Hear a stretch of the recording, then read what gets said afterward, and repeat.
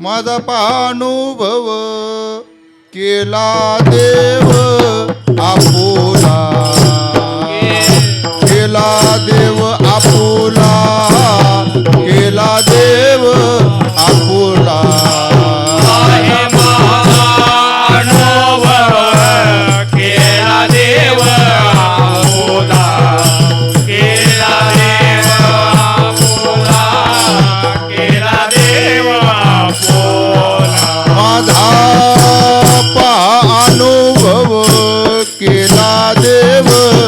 आपुला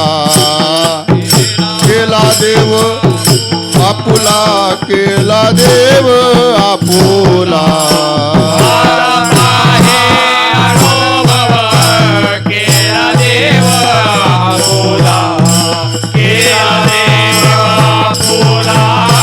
केला देव आपुला. बोलविले त्याचे द्यावे उत्तर व्हावे ते काळी, उत्तर व्हावे ते काळी, उत्तर व्हावे ते काळी. उत्तर व्हावे ते काळी, उत्तर व्हावे ते काळी, उत्तर व्हावे ते काळी. सोडलिया जग निंदा मग गोविंद मनियारा, मग गोविंद मनियारा, मग गोविंद मनियारा. मग गोविंद मनियारा, मग गोविंद मनियारा, मग गोविंद मनियारा. बोलविले त्याचे द्यावे उत्तर व्हावे ते काळी, उत्तर व्हावे ते काळी, उत्तर व्हावे ते काळी. बोलवे जगन्नाथ उत्तर व्हावे ते काळी, उत्तर व्हावे ते काळी, उत्तर व्हावे ते काळी. तुका म्हणे धीर केला तेने याला गोविले, तेने याला गोविले, तेने याला गोविले. केला तेने याला गोविले, तेने याला गोविले, तेने याला गोविले. तुका म्हणे धीर केला तेने याला गोविले, तेने याला गोविले, तेने याला गोविले.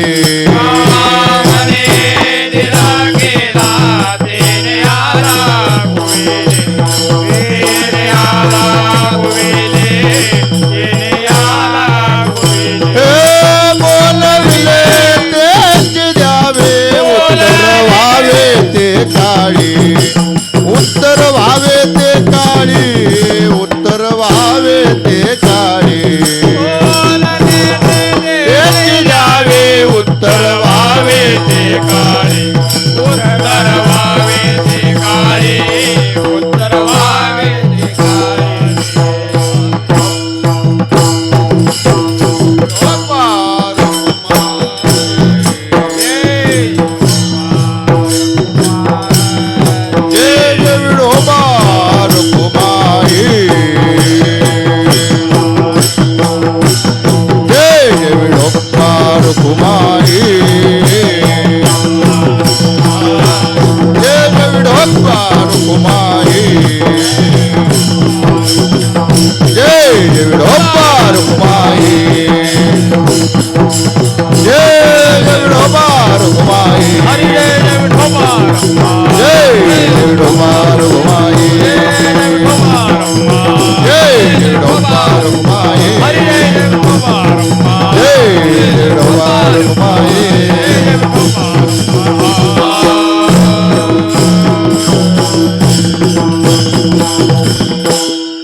भावा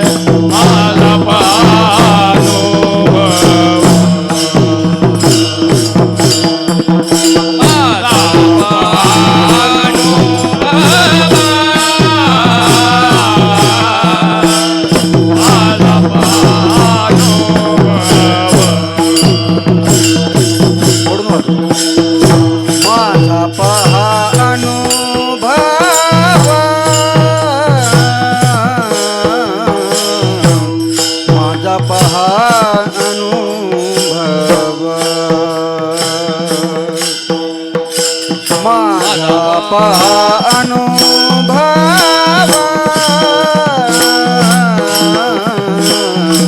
माझा पहा अनुभव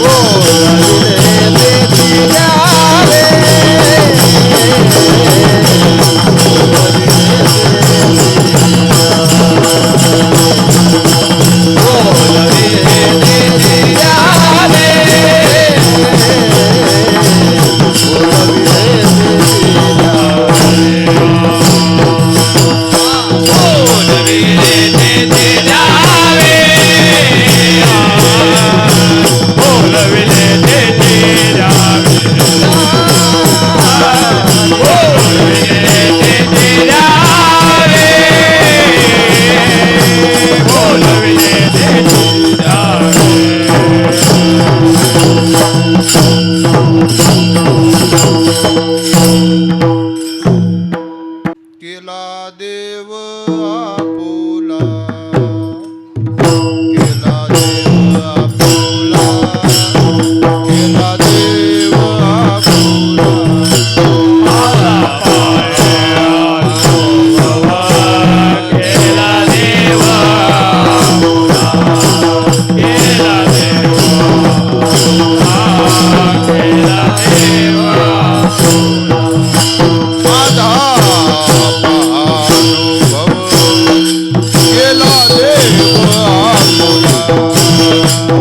केला देव आपुला, केला देव आपुला.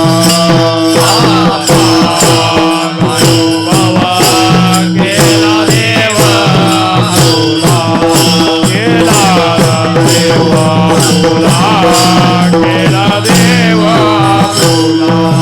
बोलविले तेचे द्यावे, उत्तर व्हावे ते काळी, उत्तर व्हावे ते काळी, उत्तर व्हावे ते काळी. बोलविले तेचे द्यावे,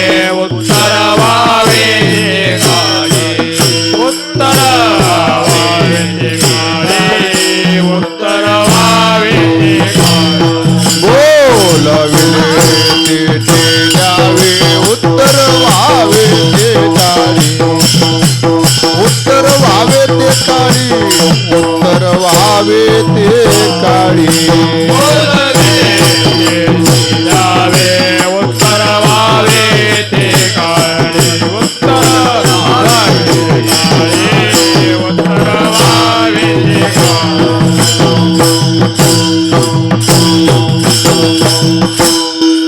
माझा पहानुभव, माझा पहानुभव केला देव आपुला. बोलविले तेची द्यावे, उत्तर व्हावे ते काळी.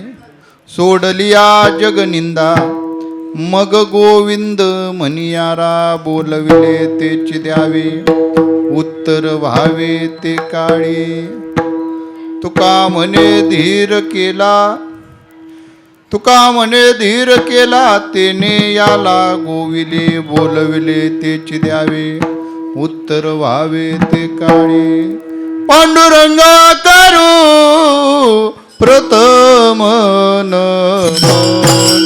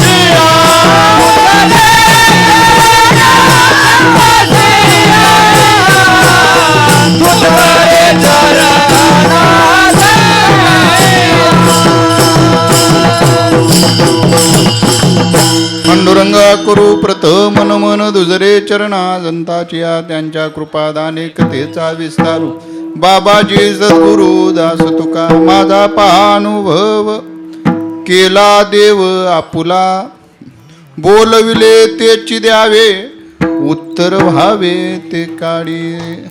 संत श्रीश्रेष्ठ तुकोबार आहे प्रस्तुत अभंगातून भगवत प्राप्तीचा अनुभव आपल्या पुढे मांडतात. देवाची प्राप्ती करावी आणि ती प्राप्ती करणं किती सुलभ आहे तुकोबार आहे तो अनुभव आपल्या पुढे मांडतात. भगवत प्राप्ती करता आवश्यकता काय आहे, भगवत प्राप्ती करता काय काय त्याग करावा लागेल, या सगळ्यांचं सार तुकोबार आहे आपल्या पुढे मांडतात. आणि तुकोबार आहे हा अनुभव सांगत असताना भगवत प्राप्तीची सुलभता आपल्या पुढे मांडतात. अनुभवाला प्रत्येक क्षेत्रामध्ये प्राधान्य आहे. अनुभव फार महत्त्वाचे मानले गेले.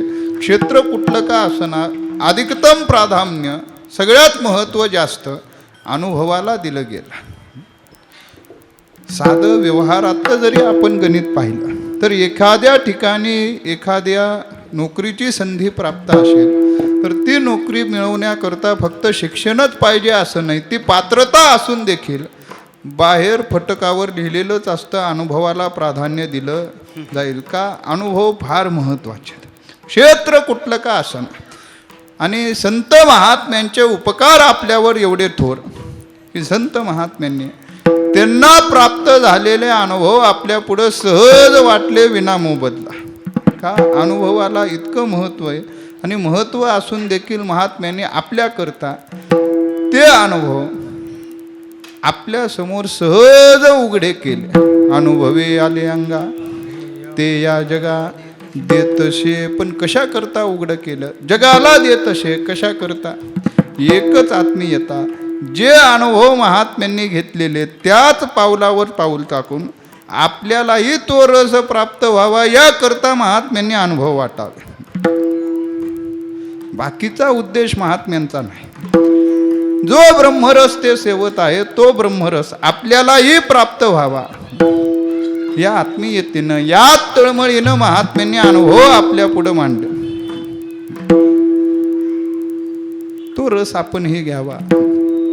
आणि तुकोबार आहे त्यांची ही आत्मीयता उघड उघड आपल्या समोर मांडतात. शेवितो आरज वाटेतो आलेला, शेवितो आरज वाटेतो शेवितो आरज वाटेतो अनेका, शेवितो आरज वाटेतो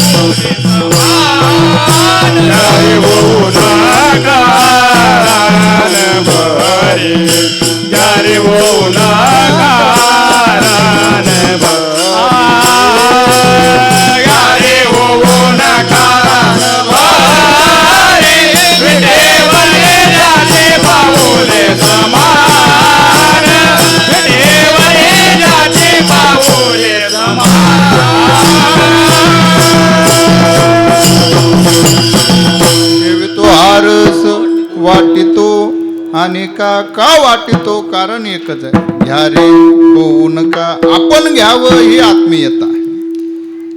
या अनुषंगानं महात्म्यांनी अनुभव आपल्या समोर वाटले. पण काही जणांना वाटू शकतं अनुभवाला एवढं प्राधान्य का, कशा करता अनुभव उपयुक्त आहेत, अनुभव सांगण्याची वाटण्याची गरज काय आहे. तर त्याचं उत्तर असं, अनुभवाला प्राधान्य या करता अनुभव जर नसेल आणि आम्ही प्रयत्न विना अनुभव करायला गेलो तर आमची प्रचिती झाल्याशिवाय राहत नाही.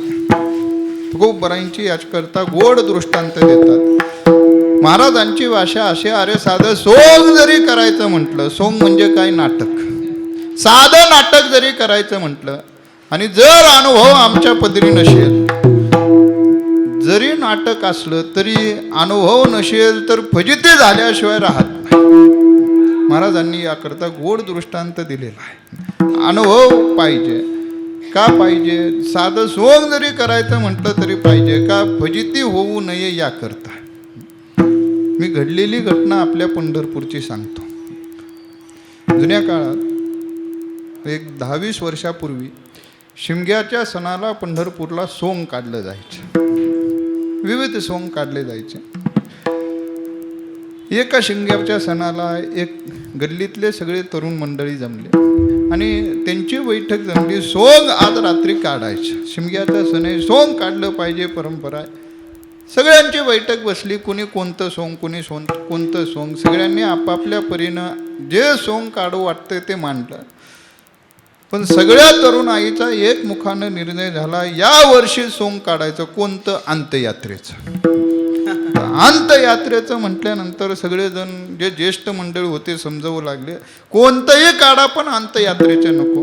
पण आता ते ऐकतील ते तरुण कसले, ऐकलं नाही, अंत्ययात्रेचं काढायचं. आता ठीक आहे, अंत्ययात्रेचं काढायचं ठरलं. आता सोंग काढायचं, सोंग जरी असलं, अंत्ययात्रा म्हटलं की सामान लागतं. मग दुपारी काही जण सामान आणण्याकरता गेले, सगळं सामान आणलं. आता अंत्ययात्रा ती ताटी बांधायचं म्हटलं की एक त्याकरता कार्यकर्ता गल्लीतला असतोच, त्याच्याकडं काम तेच असतं. एखादा गेला की बांधायचं त्याच्याकडं, तसं तो आला, सगळं बांधलं, ताटी तयार झाली, सगळं तयार झालं बांधून, सगळे मित्रमंडळी जमले. पण आता अंत्ययात्रा काढायची म्हटलं की सगळ्यात महत्त्वाचं मड. आता मड म्हणून कोण झोपायचं. एक मित्र म्हटला हरकत नाही, मी मड म्हणून झोपतो. त्या ताटीवर झोपला. 4 जण त्याला बांधू लागले. पण आपापसात त्यांनी कुजबुजून चर्चा केली, हा कधी कोणाला हाती लागला नाही, आज सापडलाय. मग बांधताना असं बांधायचं की बस याला हलताच येऊ नये, एवढं खचून बांधलं. त्याचे हातही आलं ना, पायही आलं ना, काही आलं ना, एवढं चकचून बांधलं. झालं. 4 जण खांदेकरी तयार झाले, पुढं मडकं धरणारा तयार झालं. यांची अंत्ययात्रा निघाली. आता अंत्ययात्रेचा मंत्र ठरलेला, राम नाम सत्य आहे. पण हे सोंग होतं ना, यांनी यांचा मंत्र तयार केला होता. सगळ्यांनी खालच्या जणांनी राम नाम सत्य हे म्हटलं की जो वर तिरडीवर झोपला होता, यांचं राम नाम सत्य हे झालं की त्यानं मोठ्यानं वरून आरोळी द्यायचो, मेलो नाही चित्ता हे मोठ्या. दर मजल करत चालली. कालिका देवी चौकातनं काळ्या मारुतीपाशी प्रदक्षिणा घालत खाली मुक्ताबाई मठापर्यंत आल्याबरोबर दररोज रात्री पोलिसांची गाडी पहारा देण्यासाठी येतेच. पण पोलिसाचाही मार्ग प्रदक्षिणा मार्गावर, सरळ उजवी प्रदक्षिणा पोलिसांनी घालावी दररोज. पण काय जाणं इन्स्पेक्टरच्या मनात काय आलं, त्यांनी आज उलटी प्रदक्षिणा घालायचं ठरवलं. म्हणजे काळ्या मारुतीकडनं कालिका देवीकडनं पुढं आले आणि समोर येऊन कधी गाडी थांबत नाही ती बरोबर महाद्वार चौकात थांबली. चौकात थांबल्याबरोबर पुढच्यांनी पाहिलं की गाडी पहारा देण्याकरता आली आहे. पहारा देण्याकरता आले याच्यात काही विशेष नाही, पण दररोज मागून येणारी गाडी आज जर पहाऱ्याकरता आली असती तर गाडी कुठनं यायला पाहिजे, मागून. गाडी आली कुठनं, पुढून. बरं आली ते आले, कधी थांबत नाही ते आज बरोबर थांबले. त्यांना वाटलं बहुतेक आपण ज्येष्ठांचं ऐकलं नाही म्हणून आपल्या वडिलांनीच पोलिसांना फोन केला आणि आपल्याला पकडायला बोलवलं. आता शंका मनात यायला, पुढच्याच्या मनात आलेली शंका, मागं जायला किती वेळ लागणार आहे? ज्यांनी पोलिसाची गाडी पाहावी, आता पुढचे जे होते चालणारे, पोलिसाची गाडी पाहिल्या कुजबूज झाल्या दिसल त्या बोळात पळू लागले. मागचे जे होते, आता मागच्याला रान मागचं मोकळंच होतं, त्यांनी मागच्या मागं धाव घातली. आता हे राहिले 5 जण, वरचा एक झोपलेला, खालचे 4 आणि पुढं तिरडी धरणारा. यांना पळून जाता येईना. बरं, हे 4 जण जे होते, 5 जण, त्यांनी ठरवलं काही जरी आपल्याला वाटलं, पोलीस पकडायला आले, शंका जरी मनात आली तरी आपण पळू जायचं, ह्याचं व्हायचं ती होऊ द्या. आता हे सगळे पळून गेलेत, हे ठरले, हे ताटीवर झोपणाऱ्याला पत्ताच नाही. त्याचं आपलं ठरलेलं, खाल्लं कुणी म्हटलं राम नाम सत्य आहे की ह्यानं मोठ्यानं म्हणायचं ठरलेलं, मेलो नाही जित्ता आहे, त्याचं ठरलेलं. त्याला पोलीस गाडी आलेली माहीत नाही, हे सगळे निघून गेलेत माहीत नाही, आपल्याला टाकून पळून जाणारे हे माहीत नाही. महाद्वार चौकात आल्याबरोबर देवाला उजवं घालण्याकरता तिथं सगळे थांबले. आता पोलीस जरी असले तरी मनुष्यच. अंतयात्रा पाहिल्याबरोबर तेही खाली उतरले. 4-5 हवालदार, इन्स्पेक्टर, सगळ्यांनी टोप्या काढल्या, काठी हातात धरली. आता मडकं घेऊन जो थांबणारा होता त्याच्याकडे ड्युटीच होती, पोलिसाकडे लक्ष द्यायचं. तो बहादर देवाकडं तोंड करून नाही थांबला, मग ते पोलिसांकडं तोंड करून पाहिला काय करतेत करण्याकरता, आणि हे उजवे घालू लागले. अनावधानानं त्या पोलिसांच्या हातातली काठी खाली पडली, आणि काठी खाली पडल्याबरोबर ती काठी घेण्याकरता इन्स्पेक्टर वाकला, आणि वाकल्याबरोबर जो मडकं घेऊन होता त्याला वाटलं बहुतेक काहीतरी इशारा करण्याकरताच पोलीस वाकला का, अशी कशी काठी पडेल. त्याला शंका आल्याबरोबर त्यानं खुणवल्याबरोबर यांनी मागचा पुढचा विचार न करता पुढं जे होते 3 जण, 2 खांदेकरीन धरणारा मडकं, ते नामदेव पायरीकडे पळत सुटले. मागं जे 2 होते ते पुंडलिकरायाकडे परत सुटले. आता 4 खांदेकरी गेल्यानंतर हे मड काय अलगत राहणार आहे का?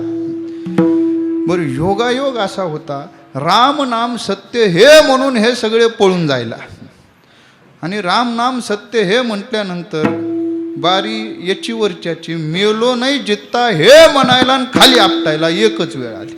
बरं, आता खाली आपटल्यावर ह्याला गादीवर पडल्यासारखं वाटणार आहे का? आधीच वाळलेल्या चिपड्या नको तिथं घुसल्या, आणि घुसल्याबरोबर ह्यानं जोरात जी आरोळी मारल्याबरोबर आता पोलीस होते उभारलेले, पण त्या पोलिसांनाही कळलं कुठं जावं कुठं पळून जावं. दरवाजा उघडणं, जे ड्रायव्हर आहे त्याला चावी सापडणं, चावी सापडली तर चावी लागणं, घाबरले. कसे बसे गाडीत बसले, चालू झाली, तिथनं निघून गेले. आता हा मात्र तिथं ओरडत तिथंच बसला. बरं, बांधलं एवढं खचून होतं की हातही हलनत आणि पायही हलनत, ओरडल्याशिवाय दुसरा पर्याय नाही.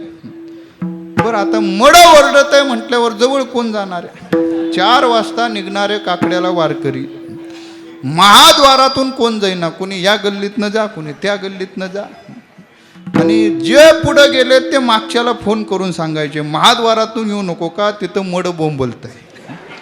कोणी यायला तयार नाही. 8 वाजले तरी दुकानदार दुकान उघडणं. शेवटी हे जे फरार झालेले गल्लीतले होते, आता ते तरी कशाला कोणाला सांगतील की आपलाच मित्र तिथं पडलंय म्हणून, का सोंग उधळ पळतंय ना. ज्या घरातलं हे होतं त्या घरातले सगळे चौकशी करू लागले, कुठं गेले, रात्री 10 वाजता गेलेले आहेत, आत्ता येतो म्हणून गेलेले आहेत, जवळजवळ 10-12 तास झाले त्यांचा पत्ता नाही. सगळे सवंगडी त्यांच्या गल्लीतले मित्र तर आले, त्या मित्रांना विचारलं यांना पाहिलं का? प्रत्येकजण हात वर करायचा, आम्ही नाही पाहिलं. का आपण सांगितलं तर आपण अडकतोय. कुणी सांगायला तयार नाही. पोलिसांना फोन केला, पोलिसांना फोन केल्यावर पोलिसांनी शहानिशा केल्यानंतर मग सगळं कारस्थान उघड झालं. आणि गंमत अशी झाली, जो रात्री इन्स्पेक्टर पहाऱ्याला होता तोच त्यावेळी ड्युटीला होता, आणि त्याला ही रात्रभर झोप आली नाही का डोळा लागला की हे मड बोंबललेलं आठवायचं. आता एवढं सगळं झाल्यावर तिथं आल्यावर त्याला सगळं उघडं केल्यावर पोलीस शांत बसतील का? सगळ्या गल्लीतल्यांना पकडलं आणि जेलमध्ये टाकलं. का घडलं? कारणच एक तुकोबरायची भाषा आहे. सोंग जरी करायचं म्हटलं तरी आधी अनुभव पाहिजे. अनुभवाविना जर आम्ही करायला गेलो तर अडचण आमची फजिती झाल्याशिवाय राहणार नाही. महात्म्यांची तुकोबरांची भाषा गोड आहे. अनुभवाविना सोंग संपादने नवे करणे स्वहिताचे नवे करणे स्वहिताचे सोंग संपादने नवे करणे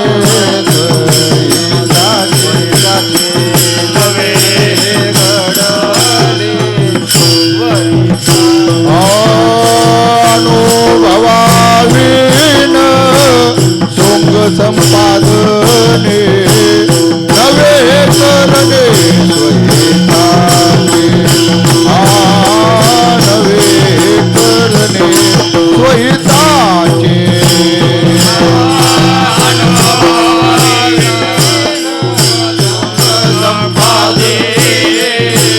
नवे करणे स्वहिताचे नवे करणे स्वहिताचे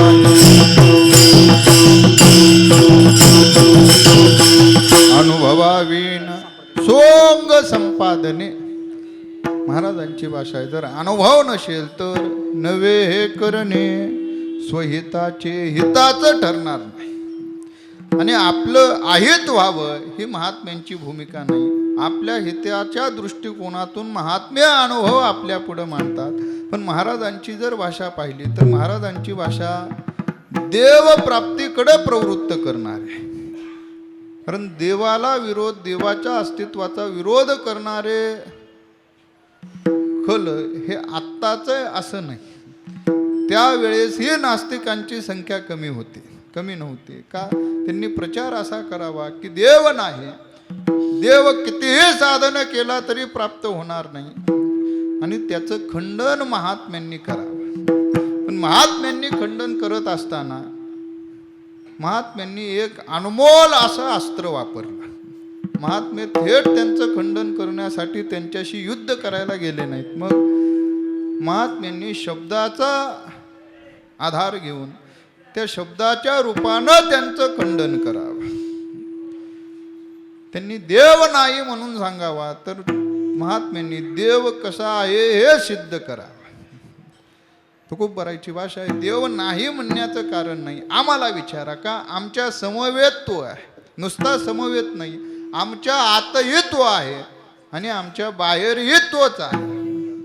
देव आहे, देव आहे, देव आहे, देव आहे, देव आहे, देव आहे, देव जवळी आमांतर बाह्ये, जवळी आमांतर बाह्ये, जवळी आमांतर बाह्ये,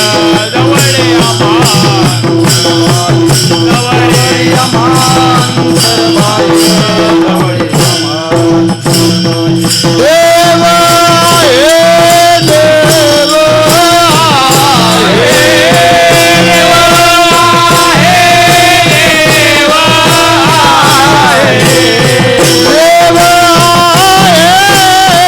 देव आहे,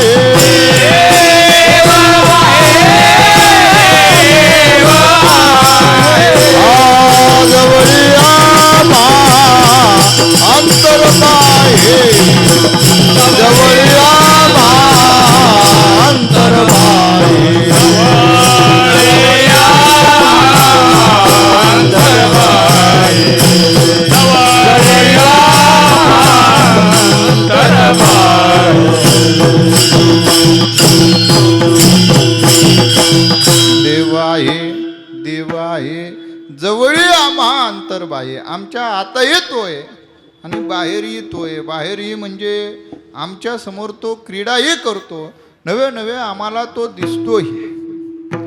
हा महात्म्यांचा तो अधिकार आहे. भगवान परमात्मा आमच्या बरोबर व्यवहार करतो, तो आमच्या समवेतच आहे. आणि बाहेर असणारा भगवान परमात्मा तोच आमच्या अंतःकरणात आहे. देव नाही म्हणण्याचं कारण नाही, पण प्राप्तीवरही तुकोबर आहे. असलेली झाकोळी पुसून टाकतात. तुकोबरायची भाषा आहे, देव प्राप्त करणं अवघड आहे असं नाही, भगवंताची प्राप्ती करणं सहज शक्य आहे, कठीण आहे असं समजायचं कारण नाही. मागही अनेक जणांनी केलेलं आहे, तुकोबरायांच्या काळातही अनेक जणांनी केलेलं आहे आणि नंतरही अनेक जण करतील. पण तुकोबर आहे हे मागचा कुणी प्राप्त केलाय ते सांगत बसत नाही. तुकोबर आहे स्वतःची अनुभूती देतात. देव प्राप्त करणं अवघड असेल असं ज्यांचं मत आहे त्यांनी माझ्याकडे पाहावं का मी भगवान परमात्म्याला आपलंसं केलेलं आहे का. देवाला गवसणी मी स्वतः घातलेली आहे. आणि देव प्राप्तीचा अनुभव जर पाहायचा असेल तर मला विचारून कहा का मी देवाला प्राप्त केलेला आहे. माझा पानुभव माझा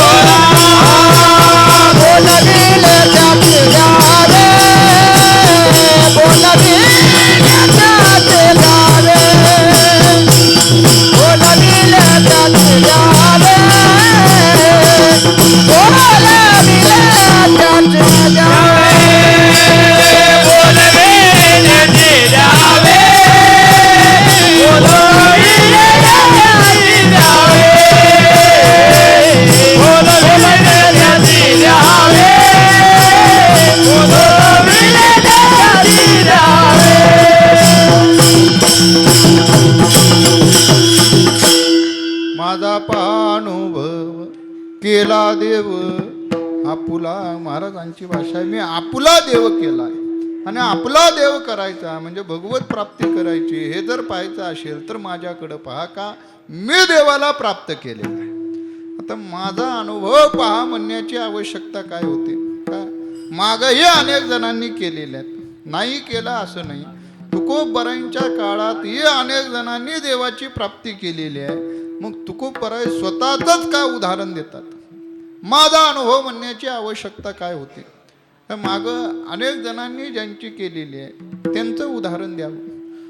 माझाच अनुभव पहा हे म्हणण्याची आवश्यकता काय होते? कारण बऱ्याच वेळा मानसिकता जर पाहिली तर आपली सामान्य मानसिकता अशी आहे, आपण एखादी विशेष गोष्ट दुसऱ्याला सांगतो, पण ती विशेष गोष्ट सांगण्यापाठीमागचा भाव काय असतो? ज्याला आपण सांगतो त्यांना आपल्याला मोठं म्हणावं याकरता आपण सांगतो. आपलं कौतुक जगानं करावं हा भाव त्या पाठीमागं असतो, तर आपण विशेष गोष्ट सांगतो. तसं तुकोबराय विशेष गोष्ट सांगतात. ज्या अर्थी माझा अनुभव पहा म्हणतात त्या अर्थी जगानं मोठं म्हणावं हा तुकोबरायांचा भाव आहे का? मग माझा अनुभव पहा कशा करता जगानं मोठं म्हणावं हा तुकोबरायांचा भाव नाही का? कारण तुकोबरायांकडे जर पाहिलं तर तुकोबरायांची भाषा आहे की जगानं मोठं म्हणावं, ही मोठं वाटण्याची जी वासना आहे तुकोबरायांची भाषा आहे, ही आम्ही कधीच सोडून दिलेलो आहे आणि पुढं आलेलो आहे. कधीच सोडून दिलेलो आहे. महाराजांची भाषा आहे, आता अंतःकरणात जगानं मोठं म्हणावं हा भाव नाही, मोठेपणा मिळावा हे कधीच आम्ही सोडून त्याग केलेला आहे आणि आता आमची गाडी पुढं आलेली आहे. महाराजांची भाषा स्पष्ट आहे. गेले माना मान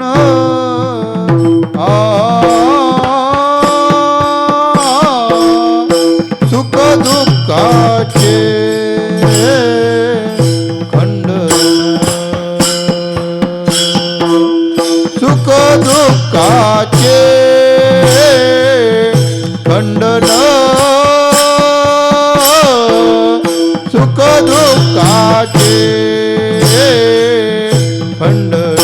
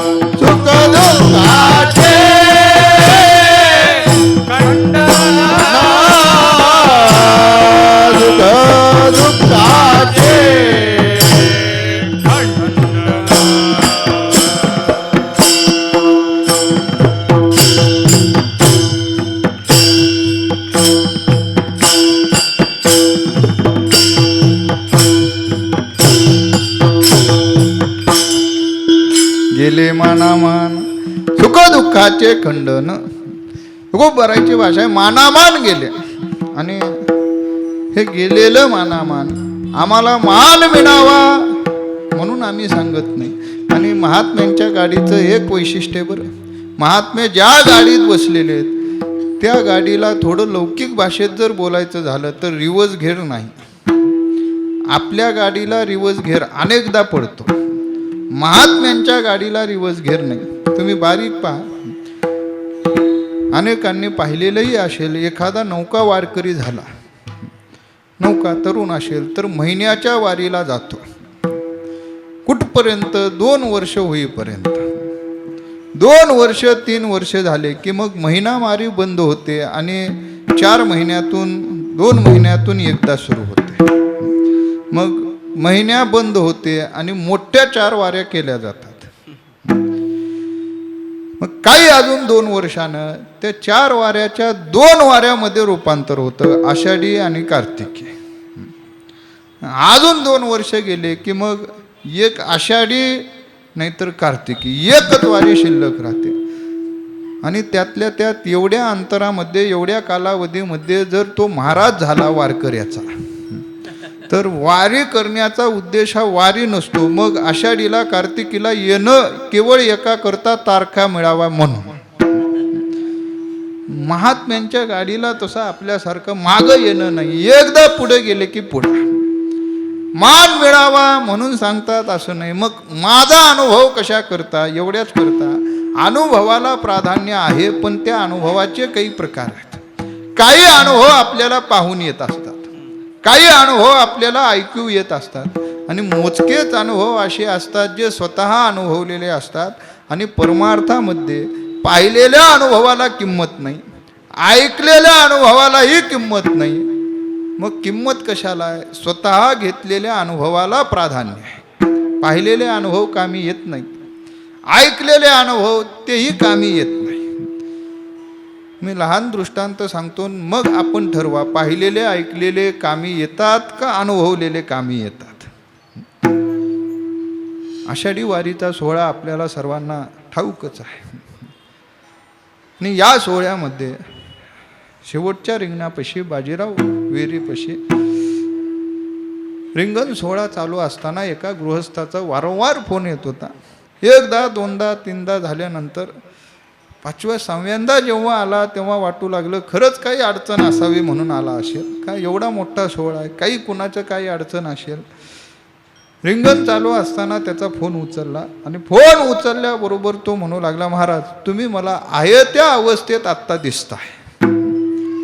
आता आहे त्या अवस्थेत दिसताय म्हटल्यानंतर माझा ग्रह असा झाला, तो गृहस्थ तिथंच रिंगणात असला पाहिजे का. आपण ज्या अर्थी त्याला दिसतोय त्या अर्थी तो तिथं असला पाहिजे. अशा गृहस्थाचा फोन आलता की ज्याचा वारीचा आणि त्याचा कधीही संबंध आला नव्हता. आणि असा गृहस्थ रिंगणामध्ये तिथं येणं, एवढ्या गर्दीमध्ये तिथं येणं, चुकलं माकलं काही झालं तर परत आपल्यालाच पुन्हा त्रास.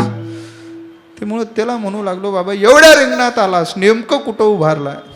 तो वारंवार मला सांगू लागला, महाराज तुम्ही अमक्या अमक्या कलरचा शर्ट घातलेला आहे, अमक्या अमक्या गृहस्थापाशी तुम्ही उभारलेला आहे, आता घोड्यापाशी गेलेला आहे. आता एवढं सांगतोय म्हटल्यानंतर त्याला परत परत वारंवार विचारू लागलो, नेमकं कुठं उभारला का, मला एकदा दिसू दे म्हणजे तुझी व्यवस्था करता येईल. मग मी आहे त्या स्थितीवरनं तिथनं त्याला नॅपकिनवर करून कुठं आहे काय आहे वारंवार विचारू लागलो. तो फोनवरच म्हणायचा, महाराज नॅपकिन खाली करा, उपरनं खाली करा, उपरनं फिरवू नका. मी म्हटलं एवढं तू सांगतोय, निदान कुठं उभारलाय ते तर सांग. त्यानं मला गोड उत्तर दिलं, महाराज मी तिथं आलोच नाही म्हटला. मग मी म्हटलं मला जे पाहतोय सांगतोय ते. तो म्हणू लागला, टीव्हीत पाहतोय, टीव्हीत ऐकतोय, तुम्हाला सांगतोय. आता हे अनुभव, टीव्हीत रिंगण पाहिलेलं, टीव्हीत ऐकलेलं कामाचं का स्व-अनुभूती घेतलेलं कामाचं. तुकोबरायची भाषा आहे, आपला अनुभव नसेल, ऐक्यू अनुभव असेल, पाहून आलेला ऐक्यू अनुभव असेल, आणि तो जर आपण दुसऱ्याला सांगत असो तर महाराजांची भाषा आहे, हे फक्त शब्दपिटिका पडते. आणि शब्दपिटिका, वायफळ शब्द परमार्थात कामी येत नाही का. इथं फक्त स्वतः घेतलेले अनुभव कामी येतात. आणि जर अनुभवाविना आम्ही सांगू लागलो तर महाराजांची भाषा ही केवळ शब्दाचे गौरव आहेत. आणि हे शब्द गौरव प्रत्यक्षात मात्र कामाला येत नाही. शब्दाचे गौरव कामान ये, शब्दा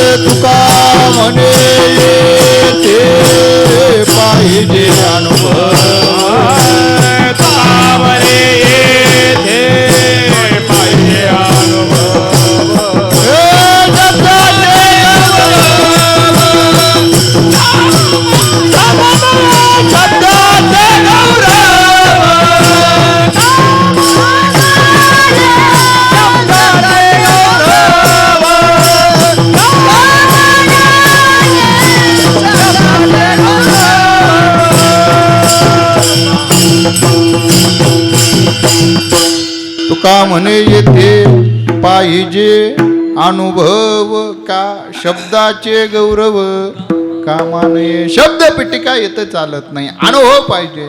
आणि म्हणून तुकोबाराय आपला स्वतःचा अनुभव सांगतात. मागं अनेक जणांनी प्राप्त केलेला आहे, पण सद्यस्थितीत आपण घेतलेला अनुभव का परमार्थात स्वतःचा अनुभव सांगावा यात न्यायानं तुकोबाराय अनुभव आपला वाटतात की मी देवाला प्राप्त केलेला आहे. केला देव आपुला, आपुला तुकोबाराय म्हणतात. आपुला म्हणजे आता तो देव आमच्या ताब्यात आहे, नुसतं प्राप्तीपर्यंत आम्ही पोचलो नाही, प्राप्त केला आणि सोडून दिला असंही झालं नाही, आपुला केला. आपुला म्हणजे तुकोबाराय देवाबरोबर जागलेली जोड, देवाबरोबर बांधलेली सांगड ही व्यक्त करतात. आपुला म्हणण्यामध्ये असा भाव आहे की आम्ही देवाला जरी सहज हाक मारावी, देवाला हाक मारणं सोडा, नामस्मरणा करता आम्ही जरी नामदेवाचं उच्चारावं तर ते नाम उच्चारत असताना देवानं यावं हा भाव नाही आहे, पण अंतःकरणामध्ये देवाचं नामस्मरण करावं, देवाचं नाव उच्चारावं या हेतूनं जरी आम्ही देवाचं नाम उच्चारलं, नुसतं रा जरी म्हटलं तरी र म्हटल्याबरोबर देवानं प्रकट व्हावं, समोर हात जोडावेन उच्चारावं. सांगा तुकोबाराय काय करायचं आहे का? हाक मारल्याबरोबर त्वरेनं देवानं यावं, बोलविले तेची द्यावे, उत्तर व्हावे ते काळी. बोलवल्याबरोबर देवानं यावं आणि नुसतं यावं नाही, आमच्या हाकेला ओदेत देवानं धावत यावं. नुसता देव सहज आलाय असं नाही, धावत ज्या अवस्थेत आहे त्या अवस्थेत सांडून आमच्यापर्यंत येतो. मागचे काही साक्ष आहे का? देवाला हाक मारली देव आला, असे काही उदाहरणं अनेक आपल्याला पाहता येते. द्रौपदीचा धावा लक्षात घ्या, हाक मारल्याबरोबर ताबडतोब देवानं यावं, नुसतं स्मरण करावं, स्मरण केल्याबरोबर देवानं धावत यावं. पशुमधलं उदाहरण घ्यावं, गजेंद्राचं उदाहरण घ्यावं. देवाचं नाव माहिती नाही पण कोण असेल ब्रह्मांड नायक, नुसतं म्हटल्याबरोबर देवानं गरुडाला मागं टाकावं, धावत पुढे यावं. बाकीचं सगळं जाऊ द्या, तुकोबारायांचं जर पाहिलं तर तुकोबारायांच्याच मागचा अवतार असणारे आद्य असणारे प्रल्हादजी, प्रल्हादजींचं उदाहरण पाहावा. देवाला हाक मारावी, हाक मारावी नव्हे, देव कुठे नुसतं वडिलांनी विचारावं, प्रल्हादजीनं सांगावं कुठं नाही ते विचारा, आहे म्हणण्यापेक्षा कुठं नाही विचारा. इथं आहे का म्हटल्याबरोबर प्रल्हादजींनं उत्तर द्यावं आहे, आणि आहे म्हटल्याबरोबर त्या अवस्थेत तिथं जिथं जागा दाखवली तिथं देवाला यावं लागलं. हाके जरा जीवनी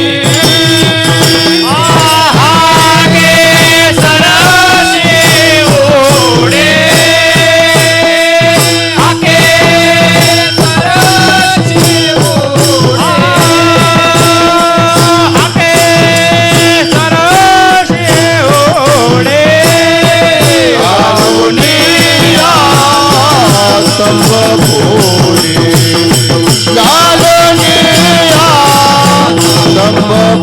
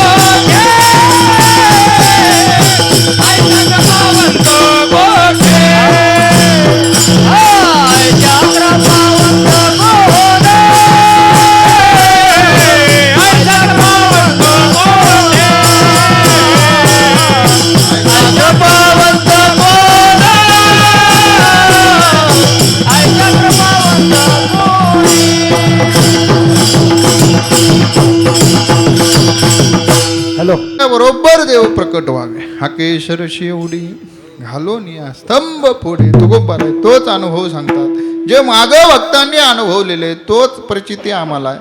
आम्ही नामस्मरण केल्याबरोबर देवानं यावं हे मानस नाही, पण नाम उच्चार झाल्याबरोबर देवाच्या कानी तो नाम पडल्याबरोबर देवानं हाकेला त्या आमच्या नामाला ओ देत आमच्यापर्यंत धावून यावं. का कारणच एक, आम्ही देव फक्त प्राप्त केला नाही, आम्ही देव आमच्याबरोबर बांधून घेतला, आपुला केला. आणि एवढा आपुलका केला, देवाला आमचा एवढा लळा लावला की आम्ही नाम उच्चारल्याबरोबर देवानं धावून यावं, ओ देत धावून यावं. बोलविले तेची द्यावी उत्तर व्हावे ते काळी विठ्ठल. विठ्ठल टाळी वाजवा, टाळी वाजवा, मागं बोला.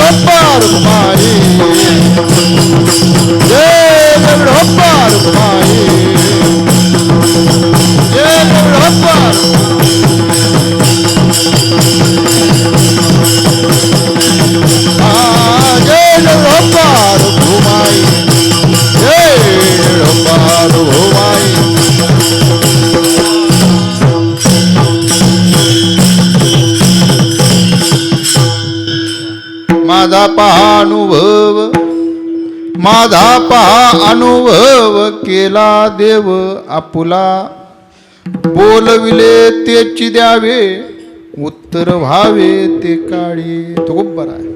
प्रस्तुत अभंगातून भगवत प्राप्तीचा अनुभव आपल्या पुढे मांडतात. एका उद्देशानं भगवत प्राप्ती करणं कठीण नाही, भगवत प्राप्ती करणं शक्य आहे. आणि त्या देवाला एवढं आपलंसं करणं शक्य आहे की हाक मारल्याबरोबर तो देव आपल्यापाशी धावत येईल. असो चालू असणारा हा उत्सव आणि या उत्सवातली प्राप्त प्रसंगाची सेवा. ज्या अधिष्ठानाखाली आपण आहोत, पंढरपुरातील फड परंपरेपैकी एक प्रमुख असणारा, महत्त्वाचा असणारा फड म्हणजे आजरेकर महाराजांचा फड, त्या अधिष्ठानाखाली आपला परमार्थ चालू. अधिक मासानिमित्त या स्थळी, या ग्रामी, त्यांच्या अधिष्ठानाखाली हा आपला चालू असणारा नाम उत्सव सोहळा, त्यातल्या त्यात या मासामध्ये म्हणजे आपल्याला अधिकतम पुण्य प्राप्त होणार आहे. पुण्यवान आपण आहोतच म्हणून या मार्गाला. पण त्या अधिष्ठानाची कृपा अशी की या पवित्र महिन्यात देखील परमार्थ करण्याची, नाम उत्सव करण्याची बुद्धी आपल्याला प्राप्त व्हावी. जरी परंपरेनं असला, जरी 123वं वर्ष असलं तरी नाम उत्सव व्हावा ही बुद्धी आपल्याला प्राप्त व्हावी. आणि या उत्सवाच्या नियोजनातून हा परमार्थिक लाभ आपल्याला प्राप्त व्हावा, ही अधिष्ठानाची असणारी कृपा. आणि अधिष्ठानाची महात्म्य आपलं असं आहे की आपलं देवावरचं प्रेम हे कणभर थोडं कमी आहे, पण आपलं महात्म्यांवरचं असणारं प्रेम जास्त आहे. थोडं बोलणं वेगळं वाटेल. देवाच्या प्राप्तीपेक्षा, देवाला महत्त्व देण्यापेक्षा आपण महात्म्यांना, महात्म्यांच्या वाङ्मयाला जास्त प्राधान्य देणार आहे.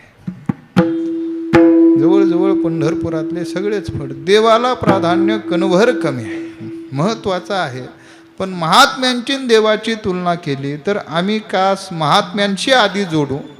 महात्म्यान देव यातला निवडायचं झाल्यास तर आम्ही महात्म्यांना धरू पण देवाला सोडू.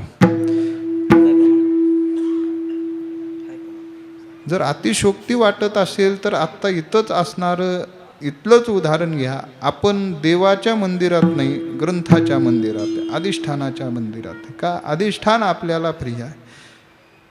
तुकोबरायांचे, ज्ञानोबरायांचे अक्षरं आपल्याला अधिक प्रिय आहेत. का? ते ब्रह्मभूत असणारे शब्द आहेत, नुसते शब्द नाहीत, ब्रह्मभूत शब्द.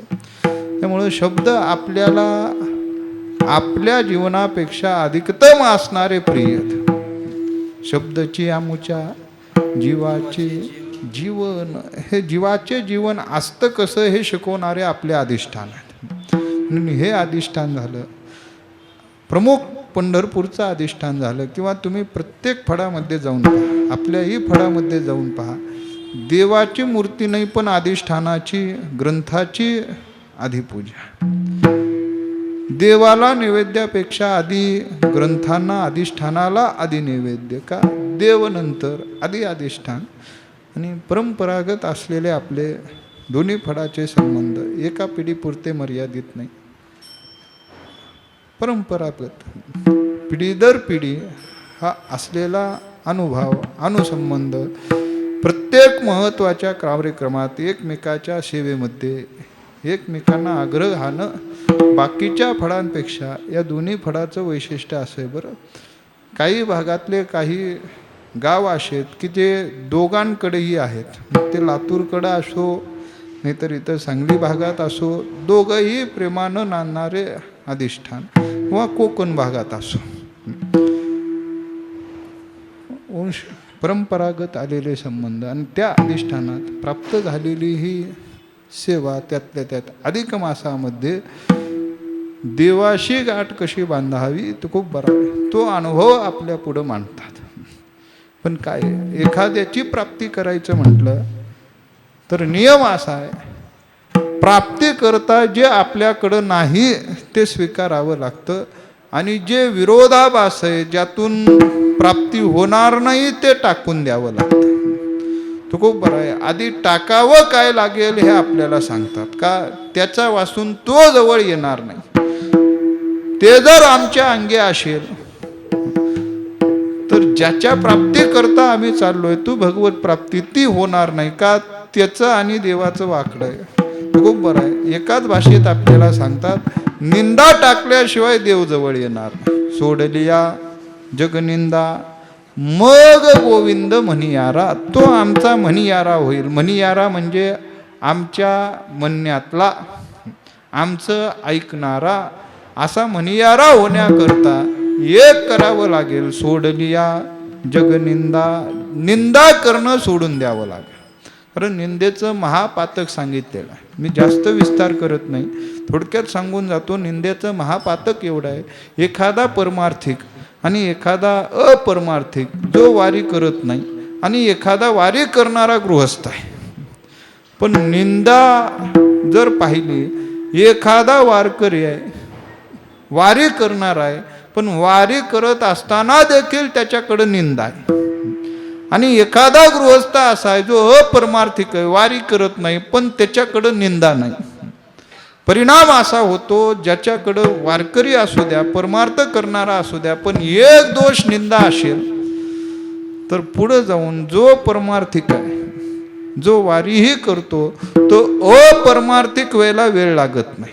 म्हणजे आपण अनेक जण असे पाहिलेले आहेत जे वारकरी होते पण आत्ता मात्र माळा काढून खुट्टीला अडकवल्यात का एकच दोष निंदा. नाथरायाची भाषा अशी आहे की जो परमार्थिक आहे पण निंदा करतो तो अपरमार्थिक होतो. पण जो परमार्थिक नाही माळ गळ्यात नाही पण निंदाही करत नाही त्याच्या अंतःकरणात भगवत भक्ती येला वेळ लागत नाही जर निंदा नसेल तर. इतकं निंदेचं दूषण आहे. तुकोबरायची तर भाषा उघड आहे. आम्हाला नरकवास भोगायचा असेल तर तुकोबराय सहज पर्याय सांगतात काही अवघड नाही. नरकवास भोगायचा आहे तर संत निंदा करा सहज नरकवास होईल सहज. आणि काय करे सोपारे नरका जाव याची चाड तरी संत निंदा गोड बहु करणे लागेल. जर सहज नरकवास पाहिजे असेल भोगायचा असेल पाहायचा असेल तर आणखीन काही करावं लागत नाही. सोपा उपाय संत महात्म्यांची निंदा करा सहज आम्हाला नरक पाहता येईल. इतकं निंदेचं दूषक आहे. तू खूप बरं सांगतात निंदा सोडावी लागेल निंद्याचा त्याग करावा लागेल मग तो गोविंद म्हणियारा होईल. आणि तो म्हणियारा होईल आणि म्हणियारातला तो आपल्या हातात येईल. जसं निंदेचा त्याग करावा लागेल तसं तुकोबराय सांगतात एका गोष्टीचा अंगीकार करावा लागेल उतावीळपणा टाकून द्यावा लागेल आणि धीर धरावा लागेल. तुका म्हणे धीर केला तुका म्हणे धीर केला धीर केला तुका म्हणे धीर केला. तुका म्हणे धीर केला तुका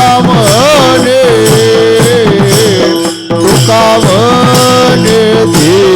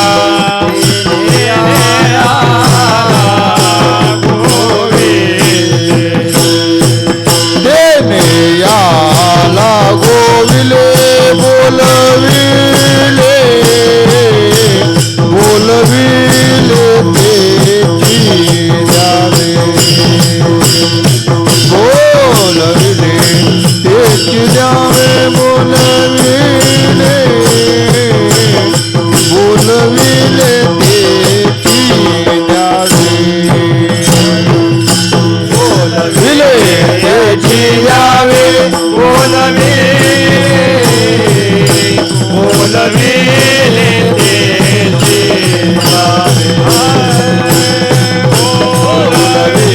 तेची द्यावे बोलविले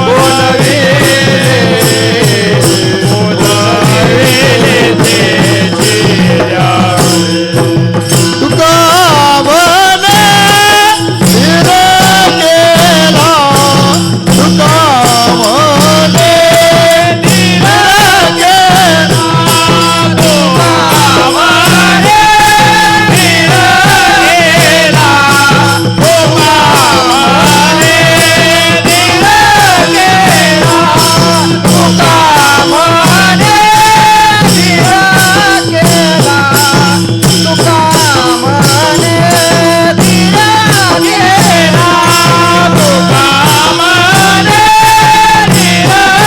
केला तुका म्हणे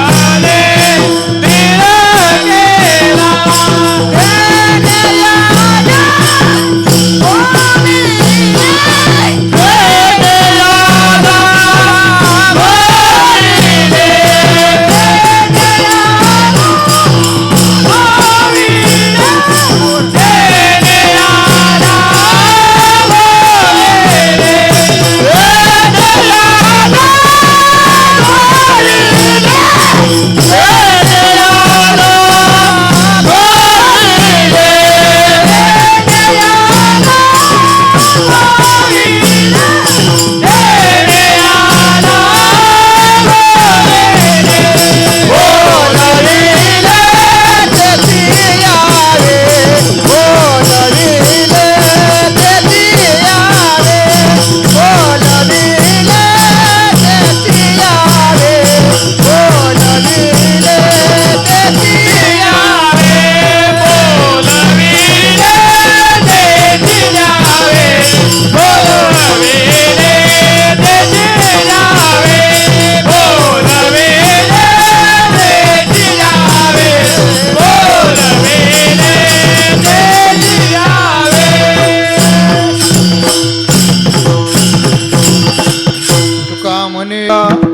तेने याला गोविले. तो खूप बरं आहे. टाकावं काय सांगतात निंदा आणि घ्यावं काय स्वीकारावं काय. भगवत प्राप्ती करायचं असेल तर धीर पाहिजे.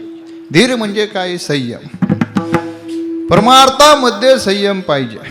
धीर पाहिजे हे सांगण्याचं कारण तो खूप बरं आहे. अनुभवित आपली प्रवृत्ती काय आहे महाराजांना चांगली माहिती आहे. कारण मनुष्याचा स्वभाव असा आहे, थोडं व्यवहारिक मनीमध्ये सांगायचं झालं तर लात मारल्या मारल्या आपल्याला पाणी पाहिजे. म्हणजे एक वारी करत नाही तर देव भेटला पाहिजे. तो खूप बरं आहे सांगतात. एवढं सोपं नाही का. तो खूप बरं आहे. अनुभव सांगत असताना महाराजांची भाषा अशी आहे की हा धीर जो पाहिजे तो किती धीर पाहिजे याला आकडा नाही. महाराजांची भाषा आहे, आम्ही अनेक जन्माची साधना करत करत मग इथपर्यंत आलो. बहुजन्मी केला लाग. बहुजन्मी एक जन्माची ही साधना नाही. आत्ता नरदेह प्राप्त झालाय, आत्ता साधना करावी. परत नरदेह प्राप्त झालाय, परत नरदेहात साधना करावी. असे अनेक जन्माचे लाग करून मग पुण्य जमा करून मग त्याची प्राप्ती झाली आहे. धीर पाहिजे, संयम पाहिजे. प्राप्ती होत नाही म्हणून साधना सोडून देणं नाही. धीर पाहिजे. कशा करता धीर पाहिजे का. तो सहज त्याच्याकरता आम्ही साधना करतोय ना, मग त्याची कृपा व्हावी प्राप्ती व्हावी ना.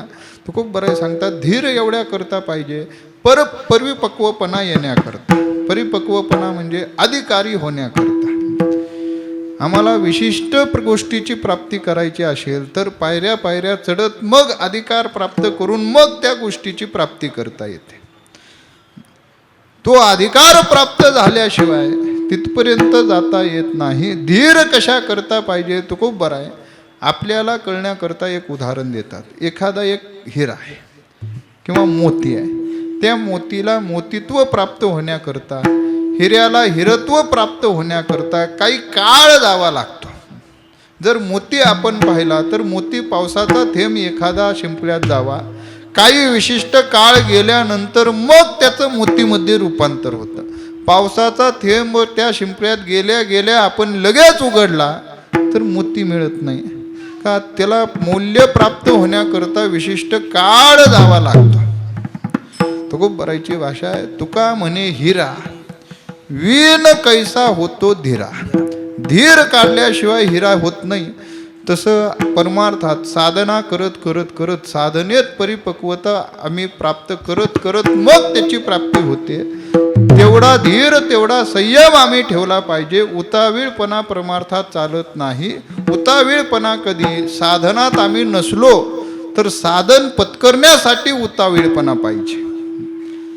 काय काळ हातात नाही, नरदेह हातात नाही, साधना करण्यासाठी उतावीळपणा. पण साधनात आल्यानंतर साधना करत असताना इथं मात्र उतावीळपणा चालत नाही, इथं मात्र धीर पाहिजे. महाराज सांगतात आम्ही संयम केला आणि त्या संयमाच्या बळावर आम्ही देवाची सांगड घातली. का धीर पाहिजे, उतावीळपणा चालत नाही. मी उदाहरण एका भक्ताचं देतो आणि पुढं जातो. आपल्या दैनंदिन पाठातील प्रमाणे आणि दैनंदिन दर्शनातला भक्त आहे. ते भक्त म्हणजे हनुमंतराय. तुकोबराय हनुमंतरायाच्या गुणगान गात असताना हनुमंतरायाच्या शक्तीचं बुद्धीचं जसं वर्णन करतात तसं हनुमंतरायाच्या एका गुणाचं देखील वर्णन करतात. शूर आणि धीर स्वामी काजी तू सादर. साधनेत का पुढे, पण ते साधनेत असताना शूरपणा जसा आहे तसा त्या शूरपणाबरोबर धीरपणा देखील आहे, संयम देखील आहे. का संयम महत्वाचा गुण आहे. भगवत प्राप्ती करता अंगी संयम पाहिजे. तुकोबराय म्हणतात आम्ही संयम केला आणि त्या संयमाच्या बळावर तेने याला गोविले. गोविले म्हणजे आपण सर्व जवळजवळ वारकरी आहे आणि आपल्या जवळजवळ सगळ्यांच्या गळ्यात माळ आहे. त्या माळेमध्ये जसा मणी वोवला जातो तसं तो भगवान परमात्मा आता आमच्या बरोबर वोवला गेलाय. आता त्याला आणि आमच्यात दुरावा निर्माण होणं नाही एवढा आपुलकी झाली. ती माळ जशी आपल्याशी घट्ट बांधली गेलेली आहे तसं देव आमच्याशी एवढा घट्ट बांधलेला आहे. तो वोवल्यामुळं आता देवाचा आमचा भाव असा आहे, हाक मारल्याबरोबर तो आमच्यापाशी उभा राहा. बोलविले तेची द्यावे उत्तर व्हावे ते काळी. ज्ञानोबा माऊली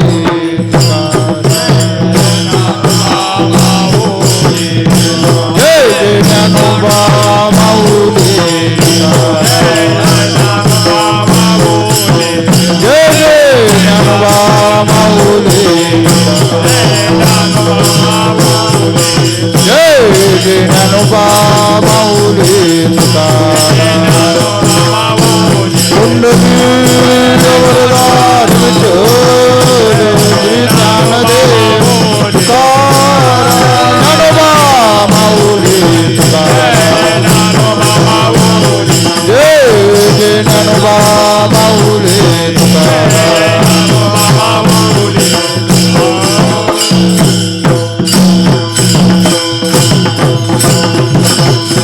तुकाराम तुकाराम तुकाराम तुकाराम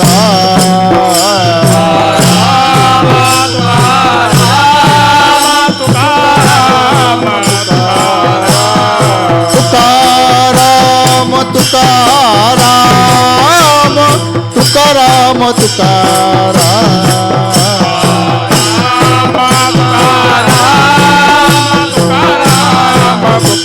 टाळी वाजवा टाळी वाजवा. तुकाराम तुकाराम तुकाराम तुकाराम तुकाराम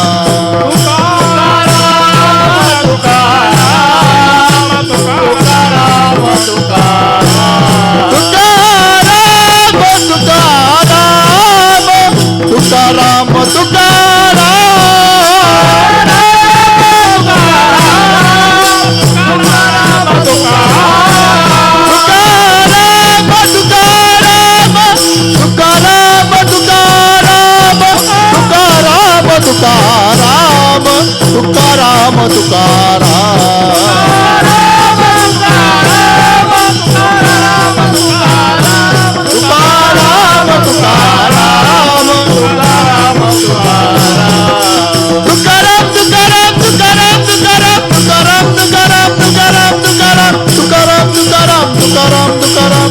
तुकाराम